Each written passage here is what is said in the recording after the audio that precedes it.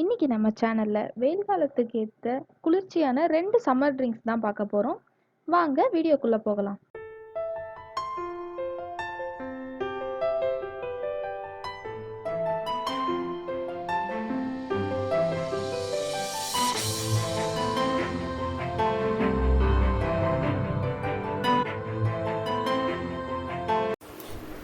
முதல்ல நம்ம மாம்பழத்தை நல்லா வாஷ் பண்ணிட்டு அதுக்கப்புறம் அதோட தோலை சீவி எடுத்துடலாம்.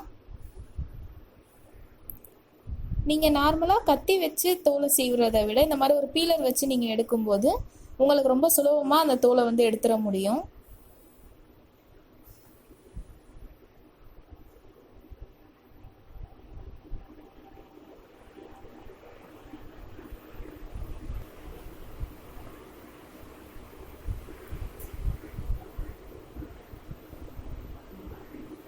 இப்படி எல்லா பக்கமுமே வந்துட்டு தோலை வந்து நம்ம முழுசாக நீக்கியாச்சு. அடுத்து நம்ம மாம்பழத்தை வந்து இந்த மாதிரி வெட்டி அதை வந்து ஸ்லைஸ் போட்டுக்க போகிறோம். நம்ம ஜூஸ் செய்ய போகிறோம் அப்படின்றதுனால இந்த மாதிரி க்யூப்ஸாக வெட்டிக்கிட்டாவே போதும். ரொம்ப பெரிய பெரிய துண்டுகளாக வெட்டாதீங்க. அப்படின்னா நீங்கள் வந்து அரைக்கும் போது எப்படியும் அந்த மாம்பழத்தோட துண்டுகள் வந்து அதில் இருக்கும். இது போல் கொஞ்சம் மீடியம் சைஸை விட சின்ன சைஸாக இருக்கிற மாதிரி க்யூப்ஸாக நீங்கள் கட் பண்ணிக்கும் போது நீங்கள் பேஸ்ட் பண்ணும்போது நல்லா உங்களுக்கு அது வந்து கிரைண்ட் ஆகி வந்துடும்.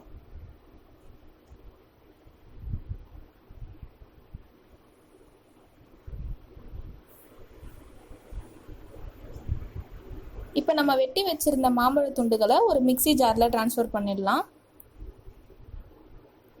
அடுத்து இந்த மாம்பழத்தை கூடவே ஒரு 2 ஸ்பூன் அளவு தயிர் சேர்த்துக்கோங்க. ரொம்ப புளிப்பு இல்லாத கொஞ்சம் மீடியமாக இருக்கக்கூடிய தயிர் சேர்த்துக்கோங்க. அதுக்கடுத்து ஒரு 3 ஸ்பூன் சர்க்கரை சேர்க்குறோம்.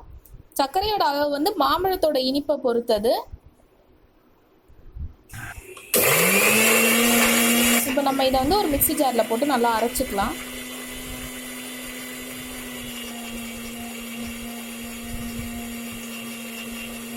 இப்போ பார்த்தீங்கன்னா மாம்பழம் வந்து நல்லா அரையாமல் கொஞ்சம் கட்டியாக இருக்கிறதுனால கொஞ்சம் தண்ணி சேர்த்து நம்ம அரைச்சிக்கிறோம்.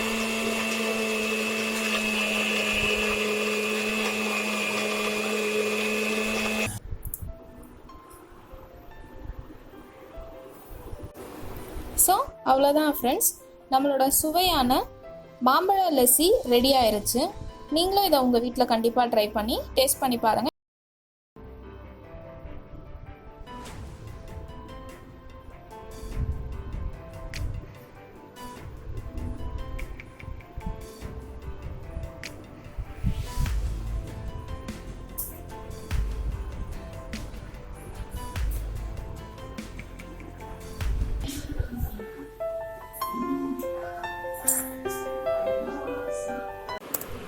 அடுத்து நம்ம வாட்டர்மெலான் மொஜிட்டோ எப்படி செய்கிறதுன்னு பார்க்க போகிறோம். யூஸ்வலாக மொஜிட்டோ செய்யும்போது லெமன் ஜூஸ் வச்சு தான் செய்வாங்க. நான் இன்றைக்கி அதுக்கு பதிலாக கொஞ்சம் டிஃப்ரெண்ட்டாக மேங்கோ ஜூஸ் வச்சு செஞ்சால் எப்படி இருக்கும் அப்படின்னு சொல்லி ட்ரை பண்ணுறேன்.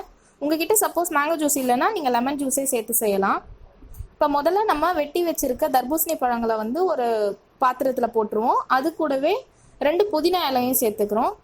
இப்போ நம்ம வந்து இதை அரைக்க போகிறதில்ல, இது ஜஸ்ட்டு இந்த மாதிரி ஒரு கட்டை மாதிரி வச்சு அதை இடிக்க தான் போகிறோம், க்ரஷ் பண்ண தான் போகிறோம்.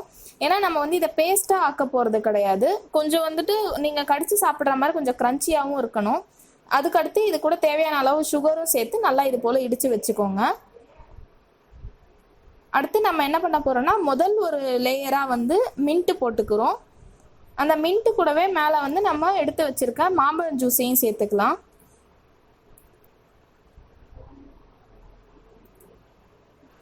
இப்போ மாம்பழம் ஜூஸ் வந்து சேர்த்ததுக்கப்புறம் அதுக்கு மேலே வந்து நம்ம க்ரஷ் பண்ணி வச்சுருக்க அந்த வாட்டர்மெலான் ஜூஸையும் வந்து சேர்த்துடலாம்.